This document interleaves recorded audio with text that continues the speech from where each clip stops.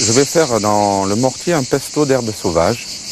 Et dans ce pesto, il y aura 5 herbes. Il y a de la roquette sauvage que l'on trouve dans la plaine à Corconne au bord des vignes, au goût très amer, parce que c'est une plante qui contient du soufre et de la vitamine C.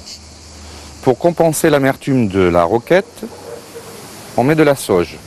C'est une plante qui est digestive. La troisième plante que l'on va mettre, c'est de l'ortie. Tu piques pas là? Je fais attention de ne pas toucher les bords, parce qu'autrement ça pique. Et ça s'appelle de l'épinard sauvage. C'est une plante où il y a beaucoup de fer et de minéraux.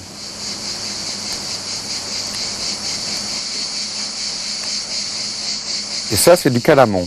C'est une plante qui a la propriété d'être mentholée et camphrée. Alors naturellement, les plantes n'ont jamais exactement le même goût. Donc on le fait à peu près au pif et on goûte. On broie les plantes à la main. En plus, moi j'aime bien faire ça parce qu'on les sent et ça libère leur odeur. On met une petite pincée de sel. Le mieux, c'est de la fleur de sel. Ça aide à broyer la plante avec le pilon. Juste une petite pincée. Et un filet d'huile d'olive. Ceux qui connaissent les pestos, c'est le même principe. Et là, on travaille.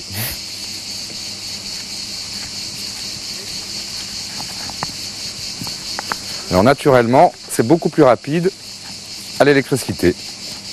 Mais le fait de couper ou d'écraser les plantes n'ont pas le même impact. Et la dernière chose que l'on va faire avec le mortier, c'est le fromage. Il faut prendre des fromages, des tomes de chèvre ou des picodons, et il faut les prendre les plus frais possible.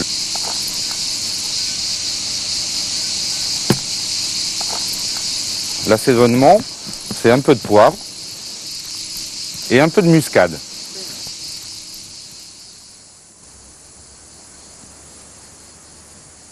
Contrairement à d'autres recettes, on ne fait pas pré-cuire les courgettes. Parce que si on pré-cuit la courgette, ça va la ramollir. C'est pour garder le côté craquant de la farce et du légume. Voilà, on a fait cuire la courgette 20 minutes à 220 degrés au four. Maintenant, on va mettre un petit peu de déco. C'est de la ciboulette, c'est un côté aillé. Vous trouvez ça également dans la campagne. Et vous pouvez en mettre un petit peu autour. Voilà.